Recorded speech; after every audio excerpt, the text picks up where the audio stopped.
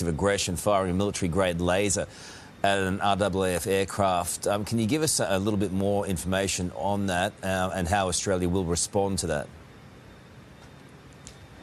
Sure, Carl. So last Thursday, there were two PLA Navy ships that were heading south through the Arafura Sea and across the Torres Strait and then into the Coral Sea.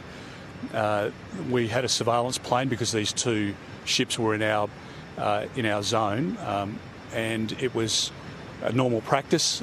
China would do exactly the same if we were traversing ships through their waters, and there was a laser shone up to the P8, which is quite an aggressive act.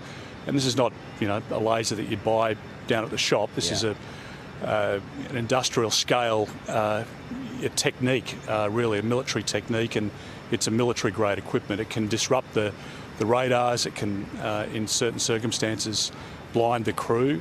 So it was a very dangerous act, and I think we're better off to speak frankly about it, because this is a sort of activity that we're seeing obviously in our seas. Japan's dealing with it every day in the East China Sea, and there are other acts of aggression around the globe. So you've asked for a please explain. They haven't exactly had an open dialogue with our country for some time. Well, that's the case, and we want that open dialogue. We want a good relationship, but Australia's not going to be bullied. We aren't going to walk away from our obligations to the rule of law, our international obligations, and all we ask is that China play by the same rules. And at the moment, not just with Australia, but a good dozen other countries, this is their course of conduct, their behaviour. Have you tried to reach out to We've had 10 years where people haven't spoken about it. Have you tried to reach out? I will write to my.